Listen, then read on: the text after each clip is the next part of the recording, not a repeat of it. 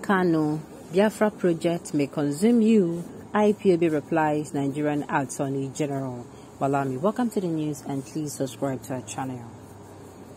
Ipob described Malami's claim that the unconditional release of Kanu will be determined by Southeast governors and politicians as unintelligent, disgraceful, and incoherent.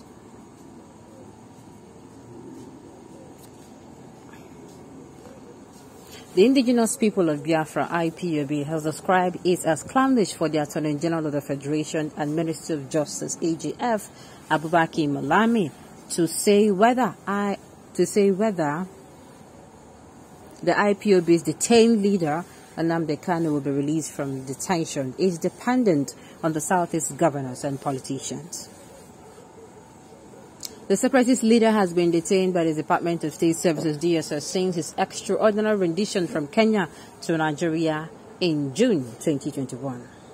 Last Thursday, a three-man panel of the appeal court in the ruling discharged and acquitted Kanu. However, the AGF has insisted that Kanu was only discharged, not acquitted. Hence, the indigenous people of Biafra leader will remain in detention. In a statement by its Media and Publicity Secretary Ima Powerful on Tuesday, Ipob described Malami's claim that the unconditional release of Kanu will be determined by the Southeast governors and politicians as unintelligent, disgraceful, and incoherent. Ipob therefore asked the Attorney General of the Federation to desist from chasing after the opinions and decision of our Southeast governors and politicians and obey the appellate court ruling by releasing Kanu from detention without further delay, as Kanu's continued detention is violation of his fundamental rights.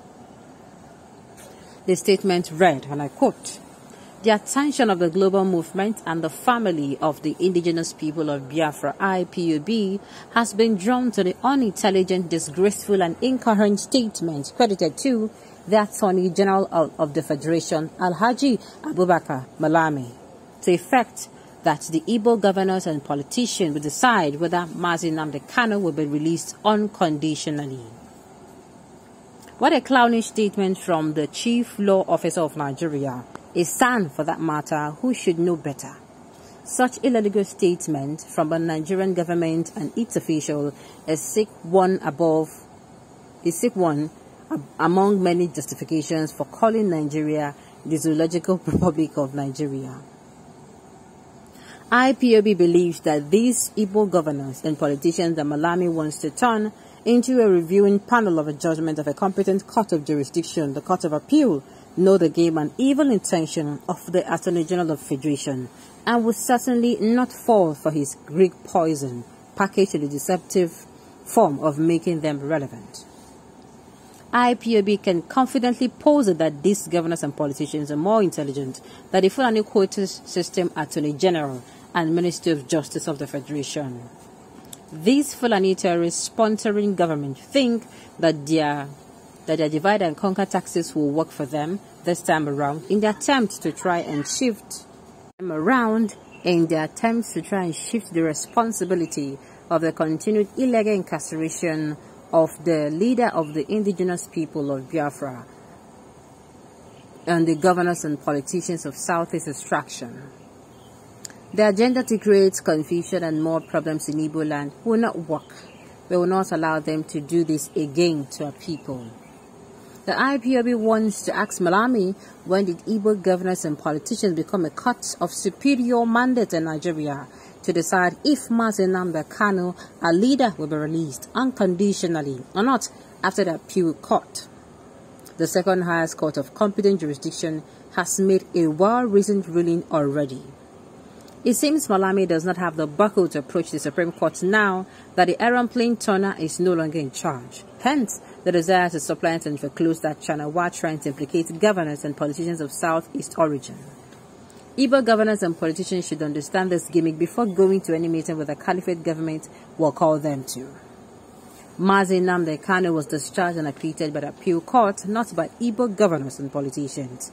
But if any Igbo governor or politician chooses to be a willing tool and a useful idiot of the caliphate, let that soul take over the responsibility of deciding if Ohamadike will be released or not, will dare that individual or group.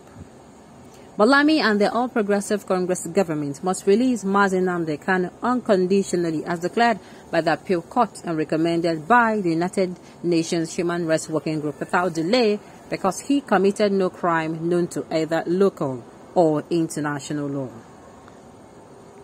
Malami has been releasing terrorists from prison without taking them to court, but has decided to play a demigod by this attempt to disregard and obey the judgment of the Court of Appeal, as it has ignored the opinion of the United Nations Human Rights Working Group.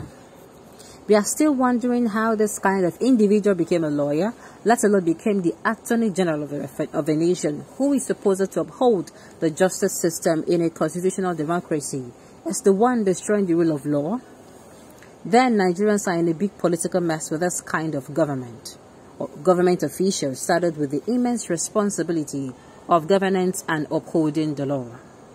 Malami, your flagrant disobedience to the appeal court and United Nations Human Rights Working Group rulings and opinions respectively on the issue of the unconditional release of Mazi Nnamdi Kanu will secure you a room in ICC jail in the future. If you think Mazi Nnamdi Kanu is IPOB, or IPOB rather will surrender or retreat, you're just dreaming. If you're not careful, the Biafra project and Mazi Nnamdi Kanu will consume you and have collaborators, and you and your collaborators, because we have the backing of the Almighty Chukwu Okike Abiyama. First of all, Malami has no right. Let us say the truth and shame the devil. Malami has no right to come out and say it is the Southeast Igbo politicians. What? Do you know what it means? Say Igbo politicians, say they arrest Tani. Was he arrested on account of what the Igbo politicians said about him? Abi, what exactly is the problem? Then I do not even understand why the third arm of government, which is the judiciary, and in this case now the Court of Appeal, will give a judgment and one person in the legislative. No. He's also a judiciary member. Will come against it. Haba mana. The truth be told, based on observation, Fulani have released MNK. It is the Igbos that sold MNK that are pleading to Fulani not to release Mazi Nnamdi Kanu because they are scared of their fate. Wow. Malami gave a hint by himself by saying decision is left in the hands of the Igbo elite. Why has all Igbo group been silent about the court's order? This is very thought-provoking. And if it is true, these southeastern leaders don't fall hands without you. To be sincere with you, and it's okay, the problem of keeping Onyindu Kanu in DSS custody is caused by our governors. Malami is not to be blamed. It was the instruction not to release him, but our God is greater than them. Then, if this is true, then, these southeastern people, when will they ever unite? When? The problem of the southeasterners is a southeasterner himself or herself. Alright, on this note, we've come to the end of the news. We say thank you for tuning in to listen. Until I come your way next time.